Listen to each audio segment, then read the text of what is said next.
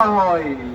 একই সাথে আমরা দেখতে পেয়েছি তার প্রাণের মধ্যে বাংলাদেশে জুলাই বিপ্লব পরবর্তী বাংলাদেশের প্রতিটি ক্যাম্পাসে ক্যাম্পাসে যে গণতান্ত্রিক ধারা শুরু হয়েছে ছাত্র সংসদ নির্বাচনকে কেন্দ্র করে, সেই নির্বাচনকে জনাব তারেক রহমানের নির্দেশে নির্বাচন কমিশনের সামনে মত তৈরি করে এবং বিচার বিভাগকে প্রভাবিত করে শাহজালাল বিজ্ঞান ও প্রযুক্তি বিশ্ববিদ্যালয়ের ছাত্র সংসদ নির্বাচনকে বন্ধ করে দিতে আমার কাছে মনে হয় এই বিএনপি 12 ফেব্রুয়ারি পর্যন্ত যাওয়ার আগে তারা আগেই পরাজয় মেনে নিয়েছে।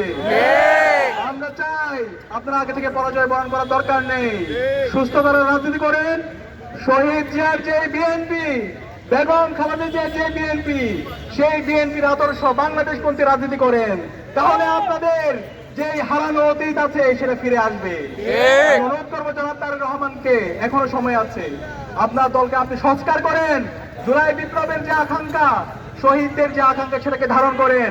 সন্ত্রাসী যে আছে, নারী হেনস্থাকারী যারা আছে, তাদেরকে আইডেন্টিফাই করে তাদেরকে বিচারের আওতায় নিয়ে আসেন। এবং আমরা দেখতে পাচ্ছি জনাব তারেক রহমান ঘন্টার পর ঘন্টা বক্তৃতা দেয়, কিন্তু তার সারা দেশের বক্তৃতার মধ্যে হায়ের পক্ষে আমরা কোনো ক্যাম্পেইন দেখতে পাই না।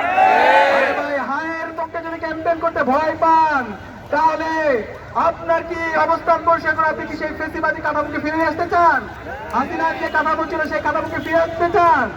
আমরা বলতে চাই আপনার অবস্থান পরিষ্কার করেন। বাংলাদেশে যদি রাজনীতি করতে হয়, এই হায়ের পক্ষে ক্যাম্পেইন করতে হবে, জুলাইয়ের আকাঙ্ক্ষাকে ধারণ করতে হবে, শহীদদের আকাঙ্ক্ষাকে ধারণ করতে হবে, ইনসাফের পক্ষে কথা বলতে হবে এবং সন্ত্রাসী, চাঁদাবাজ, দুর্নীতিবাজদের বিরুদ্ধে জিরো টলারেন্স দিতে ঘোষণা করতে হবে।